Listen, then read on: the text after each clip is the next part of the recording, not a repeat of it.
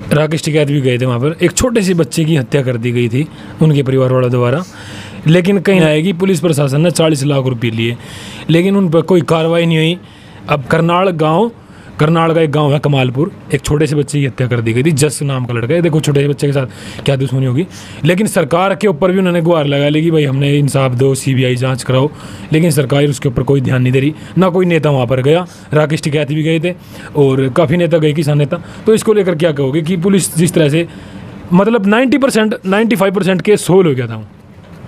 देखिए, कानून व्यवस्था ये किसकी जिम्मेवारी है? सरकार की जिम्मेवारी है, और सरकार उसे करेगी नहीं तो फेल कौन है? क्यों नहीं कराना चाहते? हो सकता है उसमें कोई राजनेता जुड़ा हो। अच्छा, मतलब राजनेता जुड़ा है, कहीं ना कहीं सपोर्ट मिल जाए। एक चीज़ बताइए, मैंने गलती की और मेरे ऊपर कार्रवाई नहीं हुई, तो इसका मतलब मेरे तार सरकार से जुड़े हुए हैं, तभी तो कार्रवाई नहीं होगी।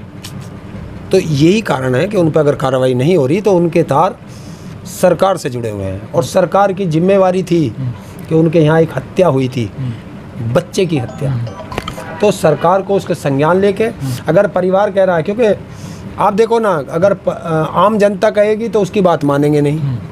और यही जो नेता हैं इनके यहाँ अगर कोई ऐसी घटना हो जाती है, ये तुरंत कहते हैं कि इसकी CBI जांच होनी चाहिए। मतलब अपने प्रदेश की पुलिस पर नेताओं को कोई भरोसा नहीं है, आम जनता के लिए वो पुलिस छोड़ रखी है। मैं तो कहता हूँ इस देश के अंदर CBI एक ऐसी संस्था बना देनी चाहिए कि कोई भी दिक्कत होगी जांच CBI ही करेगी। बिल्कुल। उसे जांच एजेंसी बना दे पूरे देश की, और उसको इतनी पावर दें, उसके पास इतनी फोर्स बढ़ाएं कि जो वो जांच कर सके। अच्छा, उस बच्चे को न्याय मिलना चाहिए भाई, ताऊ जी ने भी गुहार लगाई है। देखो छोटा बच्चा, मैं नहीं कह रहा हूँ उस बच्चे को नहीं, देश के अंदर जिसके साथ भी अन्याय हुआ हर उस व्यक्ति को न्याय मिलना चाहिए। दूसरी चीज़, अभी 4 दिन पहले मोदी जी ने एक हाई कोर्ट के जज, सुप्रीम हाई कोर्ट के चीफ जस्टिस बुला रखे थे, सुप्रीम कोर्ट के चीफ जस्टिस थे, प्रदेशों के मुख्यमंत्री बुला रखे थे। लेकिन मोदी जी कुछ नहीं बोल के गए, बस कह रहे हैं जनता को न्याय मिलना चाहिए, जल्दी मिलना चाहिए। अरे मोदी जी, न्याय तो तब मिलेगा जनता को जब आप जजों की नियुक्ति पूरी करोगे। भारत के अंदर जितने हाई कोर्ट हैं, किसी का भी लिस्ट उठा के देख लो, 50% से ज़्यादा जज ही नहीं है। तो जब 50% सीट खाली पड़ी रहेंगी तो वो न्याय कैसे मिलेगा? यानी कानून व्यवस्था भी खत्म करेगी।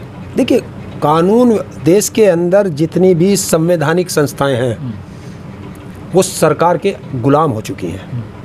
यही देश का दुर्भाग्य है, क्योंकि हमारे यहाँ जो जैसे CBI है, इसको इंडिपेंडेंट कहते थे, ED है, इसको इंडिपेंडेंट कहते थे, चुनाव आयोग है, इसको इंडिपेंडेंट कहते थे।